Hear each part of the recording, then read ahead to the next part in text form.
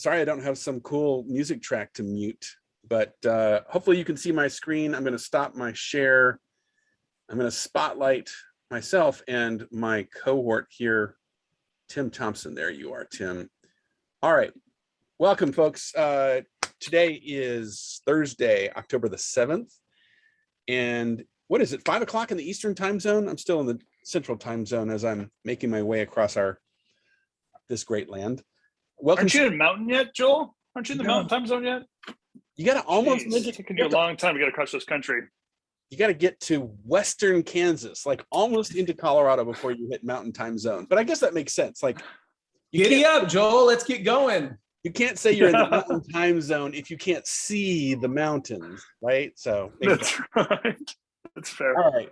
Well, look, today I want to say, first of all, welcome to the weekly briefing. Good to be with you all as we are this week. This is our time during the week where we stop, take a break and say, what's going on? What's the latest hot button issue, recent trend? And today we're finally answering the question, Tim, when the heck are you guys going to do this producer masterclass? Yeah. Because it's been a question on people's minds for a long time, because we've talked about the producer school, the boot camp, the masterclass thing, and we're finally throwing down the gauntlet and saying, all right, we're on the hook.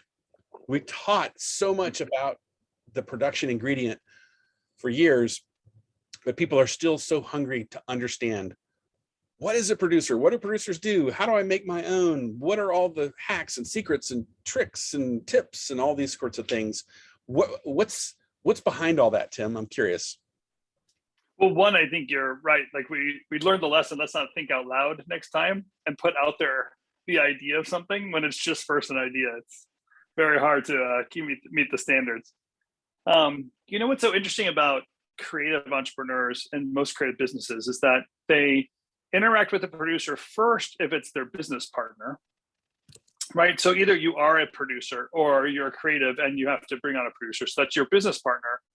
Or way later, you bring on a producer to make your life easier. And often when that time comes, or in both those situations, you already have brought on somebody that has the producer ingredients in place.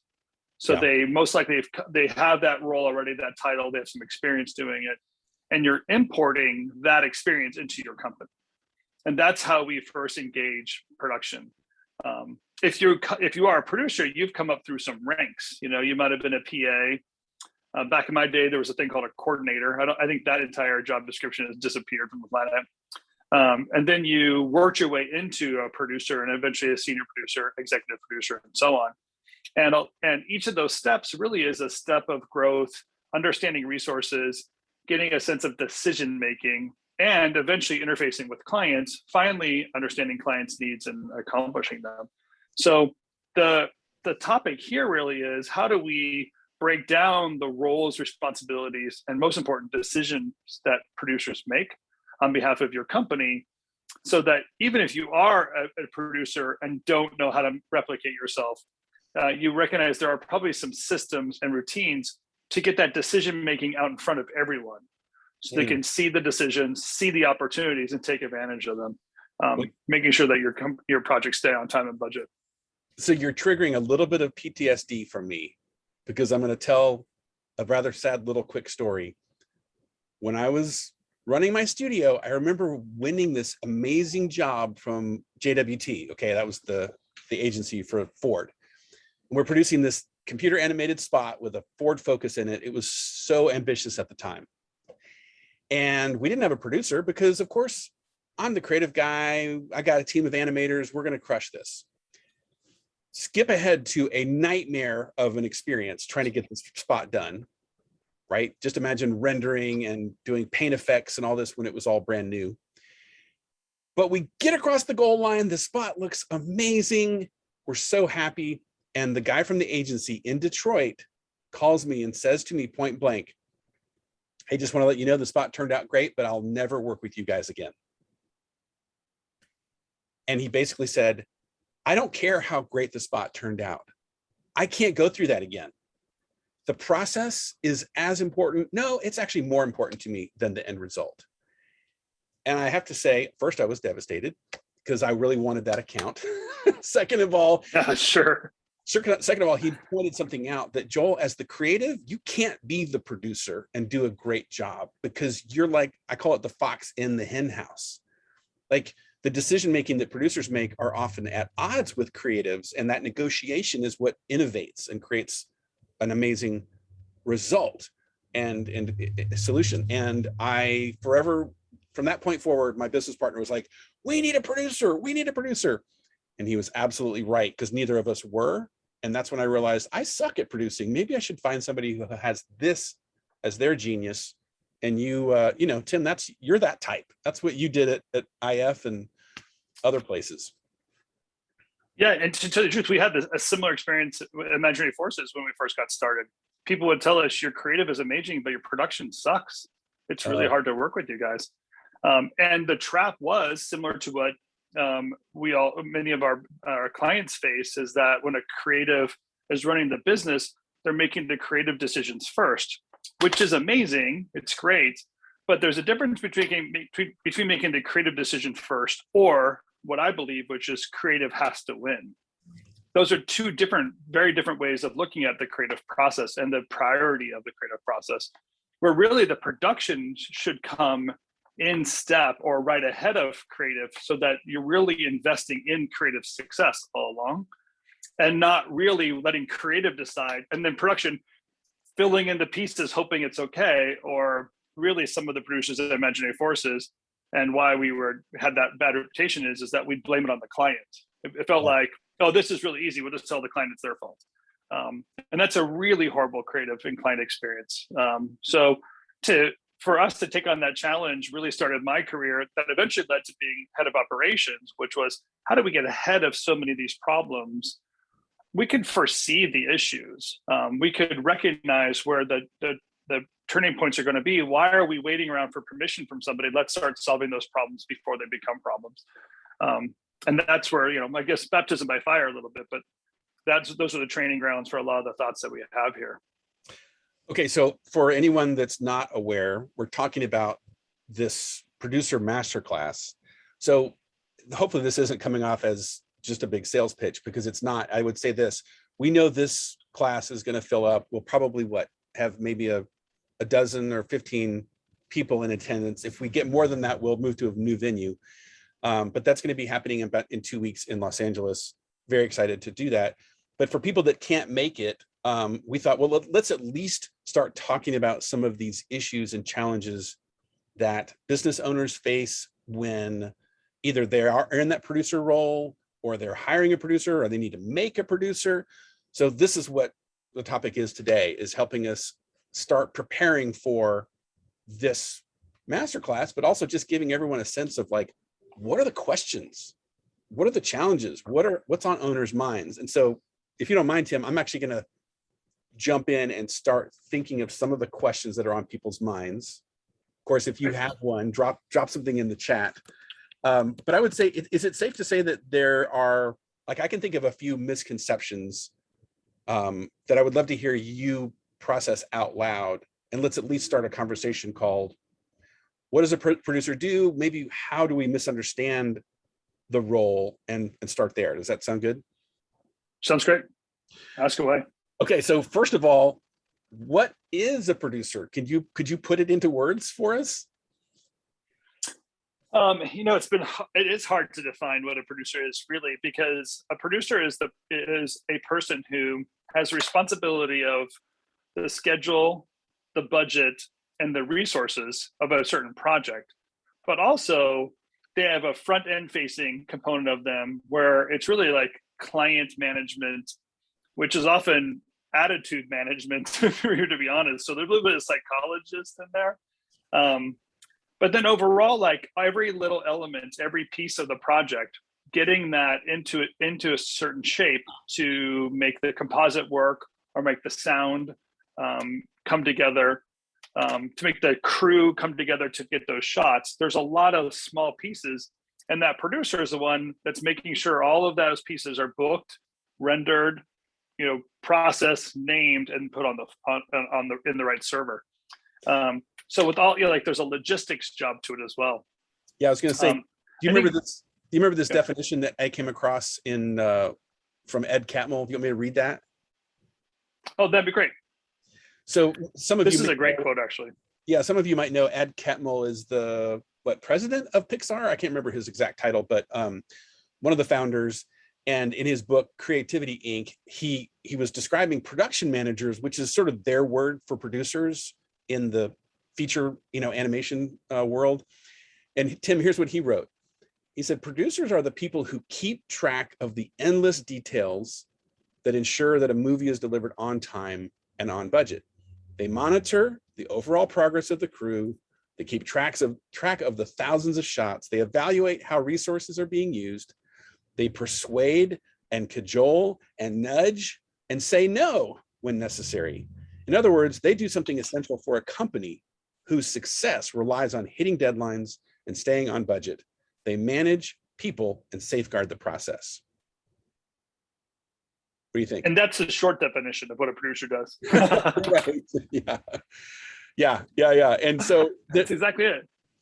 Here's a thought I was having too. I think a lot of people confuse producers with project managers, and I do think there are some interesting differences there, because obviously a producer is on that cellular membrane between your creative firm and the client, right? So it's different than just you work at a company, here's a project, go get it done.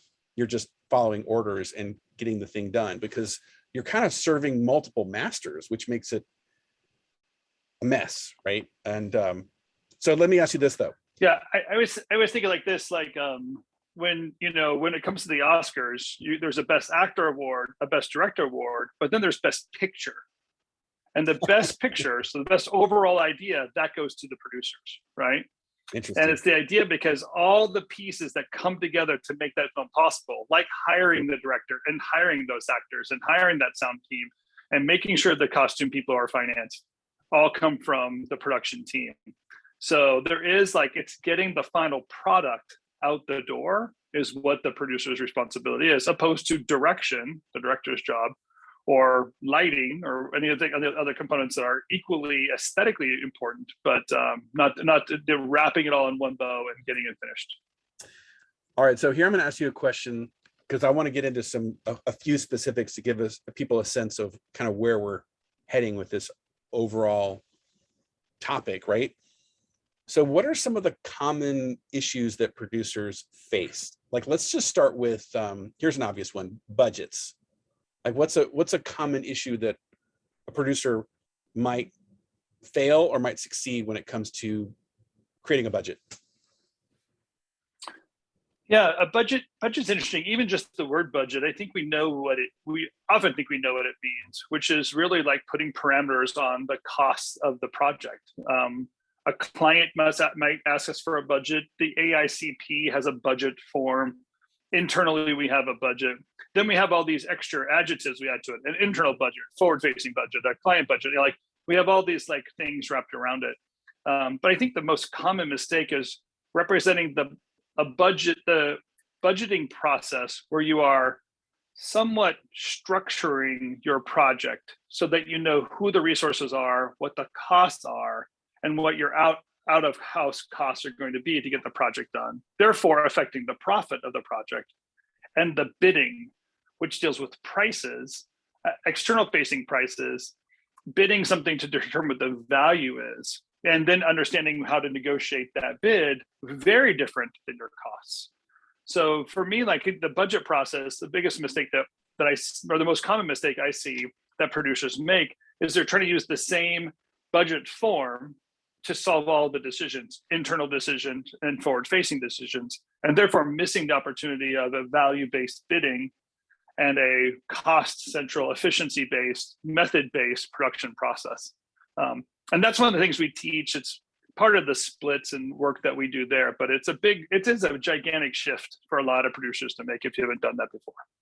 Well, I'm guessing so many owners and producers, they start from a place called, when someone says, what would it cost for you to do this? And they say, oh, well, my day rate is, right? We kind of come from that years and years ago. But at some point, there's a switch that you flip where you say, well, a budget, which is costs, as opposed to a bid, which is a price, are actually very different things. Yeah, it's so different, and it's meeting the expectations. Even one level beyond that is that forward-facing bid that you're giving your client is the beginning of the storytelling. So you have your storyboards or your animatic or something creative you've produced to win the project, but you also hand over a schedule and you hand over a bid, and all those tell the same story. The story of this is what's going to take to get this project done. And it's the beginning of client management, creating expectations, delivering so you sound good on the other end, not frustrating, being very proactive. So all of that entire, process involves a little bit of like your own creativity. And even though I can't turn a pixel into something gorgeous, there's a lot of creative thoughts I have, especially when it comes to bidding a project, of how to get the most out of that client. And you've heard those stories where I've negotiated with large networks and they told me the most they had to spend was $400,000. And then I told them there's no way we can do it for less than $1 million. So they said, look, at the most we can possibly give you is $600,000. And I said, that's no problem, but we can't do it for less than $1 million. So they said, okay, no, fine, $800,000. I said, I don't mind $800,000, but we need $1 million to get it done. And they go, okay, cool, we'll give you $1 million. And you know what it cost us? $400,000, the original bid. Right. But it's the idea of like building up the expectations of the value you're about to present this client. And there's no way we're going to go through this entire process, this hellish deliveries and all of this high demand, and only count the hours put in. There's no way that the client's receiving that kind of value. So to set them up with expectations of what the value is worth. And of course they had $1 million. They're a multi-billion-dollar multimedia corporation. But you have to know all those really important parts to understand why and how those negotiations take place and be able to tell that story through your schedule, your bid, and your storyboards. So by the way, there's some really great comments and questions going down in the chat. I'll try and circle to these. Quick answer for you, Robin. Yes, we'll post this recording in the community so you can watch this later. Yeah, Ryan's on a roll indeed. So read Ryan's comments, it'll fire you up. Now, Tim, when you were talking there a second ago, I was also thinking how most people live in the real world called, well, we don't charge just time and materials, right? We have to do flat bids. And therefore, that's really tricky, right? Because how do you manage those expectations and so forth? Are there some common misconceptions about how producers handle flat bids or mistakes that they make? Yeah, flat bids, I feel that most people get into those thinking it's a curse.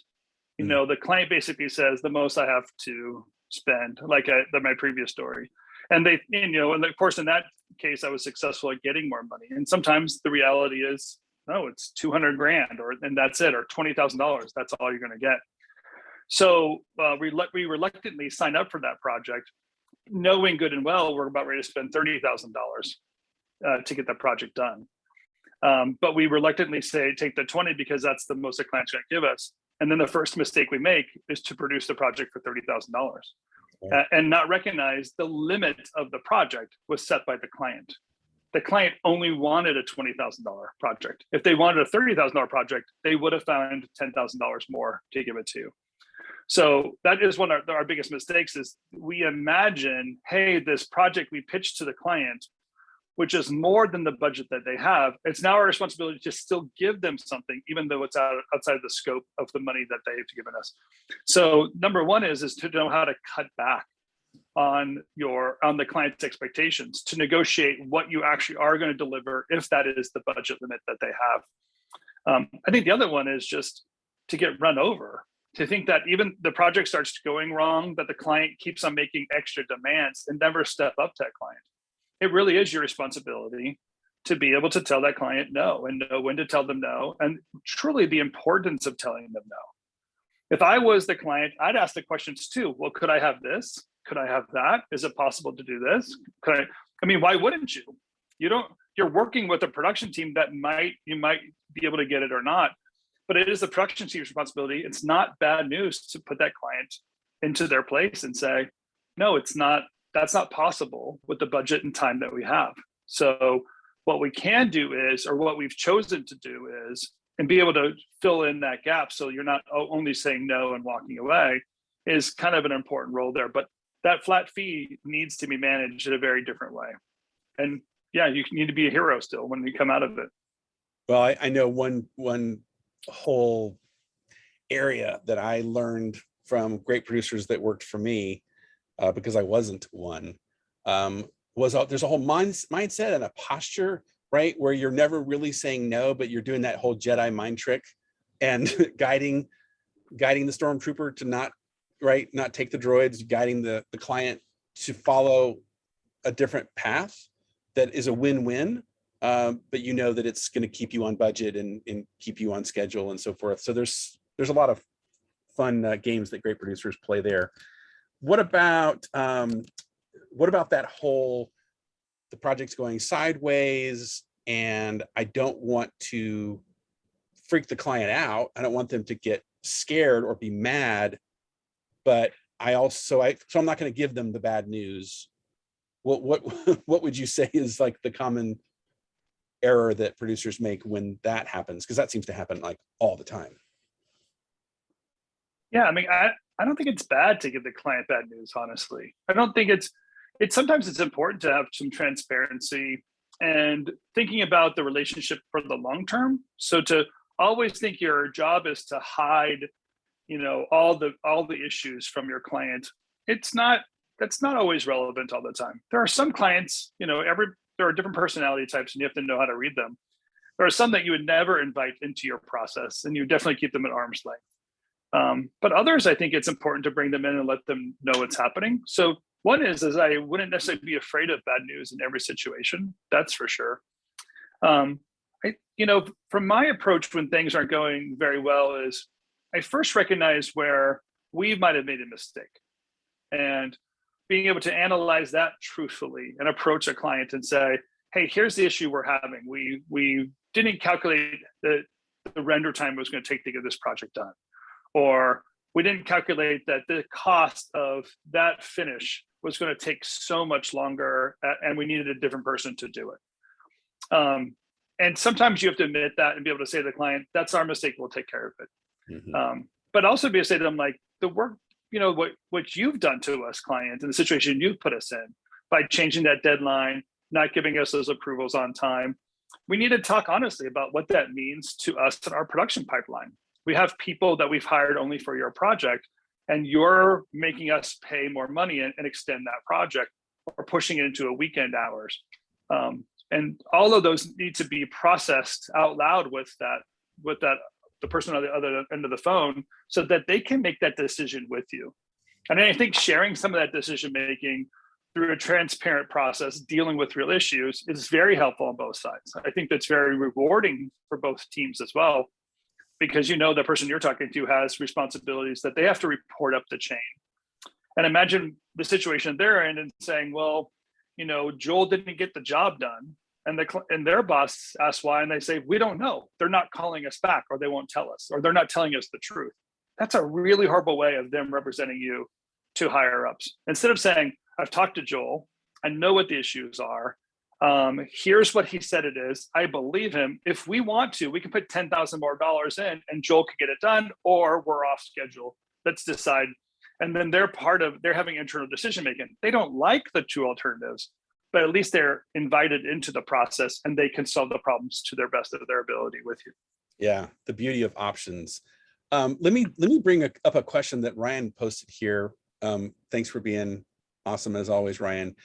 This is such a good one because right now, I am getting daily emails from owners saying, hey, do you know any producers we're hiring? And I unfortunately, I kind of chuckle, like, get in line. Everybody seems to be wanting to hire a producer right now, and they're either not available or too expensive.